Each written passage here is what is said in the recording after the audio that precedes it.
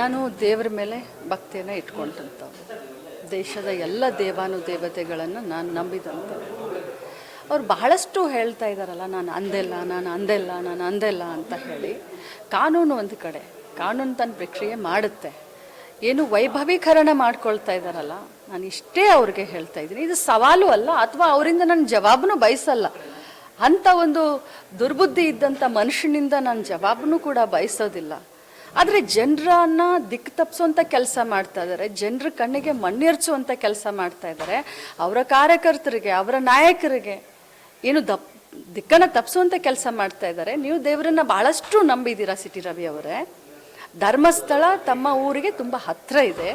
ಇಡೀ ರಾಜ್ಯದ ಜನ, ದೇಶದ ಜನ ಧರ್ಮಕ್ಕೆ ಇನ್ನೊಂದು ಹೆಸರು ಧರ್ಮಸ್ಥಳ ಅಂತ ಹೇಳ್ತೀವಿ. ಮಂಜುನಾಥನ ಮೇಲೆ ನೀವು ಪ್ರಮಾಣ ಮಾಡಿ ಹೇಳಿ. ನೀವು ಕೂಡ ನಿಮ್ಮ ಧರ್ಮಪತ್ನಿಯನ್ನು ಕರ್ಕೊಂಡು ಬನ್ನಿ ಮಂಜುನಾಥನ ದೇವಸ್ಥಾನಕ್ಕೆ. ನಾನು ಕೂಡ ನನ್ನ ಕುಟುಂಬವನ್ನು ಕರ್ಕೊಂಡು ಅಲ್ಲಿ ಬರ್ತೀನಿ. ಇದು ನೈತಿಕತೆಯ ಪ್ರಶ್ನೆಯನ್ನು ಎತ್ತಿದ್ದೀರಾ ನೀವು. ನಿಮಗೆ ನೈತಿಕತೆ ಇದ್ದರೆ ಖಂಡಿತವಾಗ್ಲೂ ನೀವು ಅಲ್ಲಿ ಬನ್ನಿ. ಇದು ನಿಮಗೆ ನಾನು ಚಾಲೆಂಜ್ ಮಾಡ್ತಾ ಇಲ್ಲ, ಆದರೆ ಜನರ ಎದುರುಗಡೆ, ಯಾಕಂದರೆ ನೀವು ದೇವರನ್ನ ಬಹಳಷ್ಟು ನಂಬಿದ್ದೀರಾ, ದತ್ತಮಾಲೆಯನ್ನು ಹಾಕಿದ್ದೀರಾ, ದತ್ತಪೀಠಕ್ಕೆ ಹೋಗ್ತೀರಾ, ಬಾಯಿ ತೆಗೆದ್ರೆ ರಾಮನ ಹೆಸರನ್ನು ಹೇಳ್ತೀರಾ.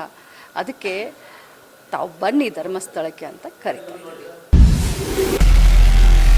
ನಾರ್ತ್ ಫಸ್ಟ್, ಉತ್ತರ ಕರ್ನಾಟಕದ ಆವಾಜ್.